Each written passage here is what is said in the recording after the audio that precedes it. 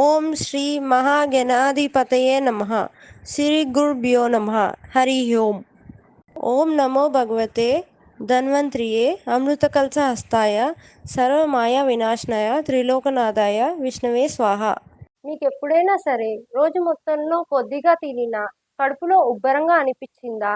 లేకపోతే తినాలనిపించట్లేదా? లేకపోతే ఆకలి వేయట్లేదా?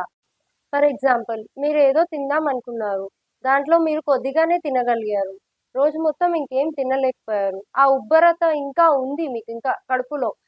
అలాంటి ప్రాబ్లమ్స్ ఏమైనా ఫేస్ చేస్తే ఈ వీడియో మీకోసమే. బేసిక్గా ఇలాంటి ప్రాబ్లమ్ని ఆయుర్వేద శాస్త్రంలో అరుచి అంటారు. అదే ఇంగ్లీష్లో అయితే అనరెక్సియా అంటారు. దీన్ని ఆకలి వేయకపోవడం అని దీని అర్థం. బేసిక్గా ఈ ప్రాబ్లం రావడానికి మనకి రెండు పాసిబిలిటీస్ ఉంటాయి. దాంట్లో మనకి మొదటిది జ్వరం. జ్వరం తగ్గిన తర్వాత కానీ అయితే జ్వరంలో వాడిన మందుల వల్ల కానీ ఈ ప్రాబ్లమ్ని మనం ఫేస్ చేస్తూ ఉంటాం. రెండోది ఫాస్టింగ్. నెలకు ఒకసారి కానీ లేతే వారానికి ఒకసారి కానీ చేస్తే పర్లేదు. అంతేగాని వారంలో 3 సార్లు, 4 సార్లు, నెలకి 5 సార్లు, 6 సార్లు చేయకూడదు. చేసినప్పుడైతే ఇలాంటి ప్రాబ్లమ్‌ని ఫేస్ చేస్తూ ఉంటాం.